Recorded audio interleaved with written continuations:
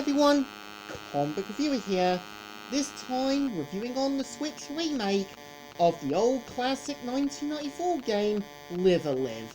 Now, as you know, The Live was a 1994 role-playing video game that was developed and published by Square before they became Square Enix for the Super Famicom. Now, keep in mind that since there was a remake for it for the Switch, and now there's one for the PS4, 5, and PC, I decided to give the remake a go. And I think after watching YouTube videos of the Super Famicom port, I think the Switch remake fixes a lot of things. And I think, yeah, with the Switch, there's a lot more movement, there's a bit more expressing the characters' behaviours, and kind of doing, like, what I think a Switch game would be like. So the premise of the game, Live A Live, is meant to be split into 7 chapters, where you've got the prehistoric era, ancient China, feudal Japan, the Wild West, near future, and so on. And the premise of the story is meant to feature each hero going against a sort of potential big bad, and the premise of the story is how each character is meant to be the hero in their own story. Like, yeah, in the prehistoric era, you have the character Pogo, who mainly rescues a young woman from basically becoming a sacrifice from their dinosaur, from their enemy tribe's dinosaur god.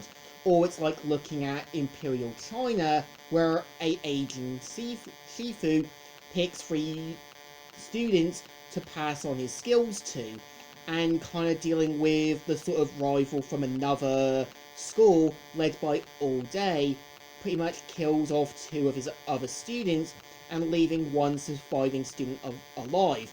Or it's like looking at the Wild West, dealing with a sort of new villain, Odeo.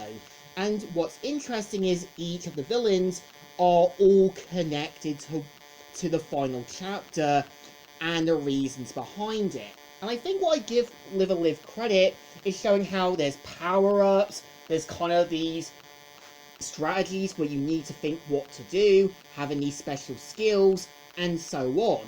And yeah, each of the stories are meant to play like a sort of typical scenario.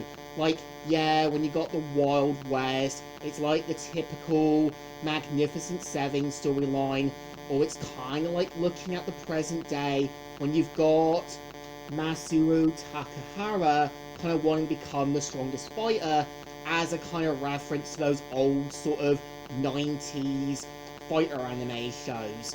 Or it's kind of like looking at the near future when you've got Psychic Orphan Akia, and his name's obviously meant to be a reference to the sort of main character, Akia.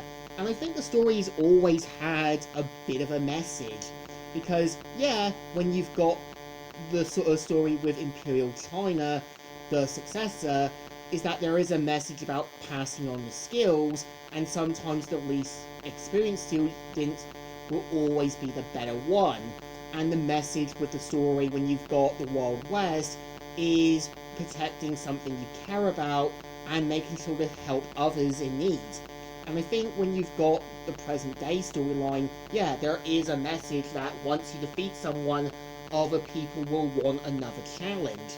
And I kind of think what makes Live A Live work is the final chapter, and there is a message that I think even Ring 2 left, that anyone can become the next evil, anyone can become the next bad guy, and sometimes, yeah, if you're not too careful, someone else might take over as being the sort of next villain.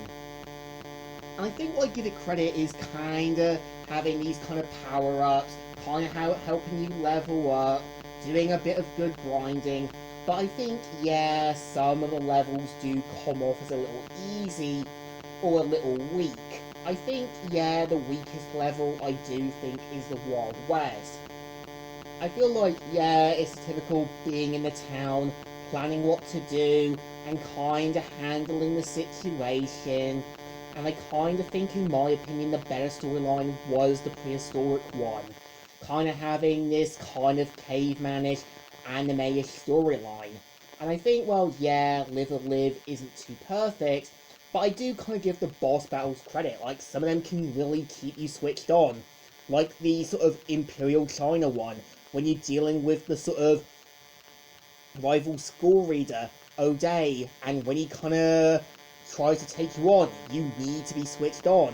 And I think the best one was also the near future, when you kind of pilot the Steel Titan, taking down a bigger bad. And yeah, it does remind me of those sort of like mecha animes, like Voltron, Super Sentai, and other shows. And yeah, I also think, yeah, Live a Live isn't the greatest game, but it's still enjoyable. It's something that I would definitely go back to. And I would like to see the original Famicom game kind of getting a release on the Switch. Maybe one day it happens, I'm not sure. But I think the remake definitely deserves thumbs in the middle. It's an okay-ish story. It knows what it wants to be, but you know it's not going to be too perfect. So, Comic Reviewer here, signing out.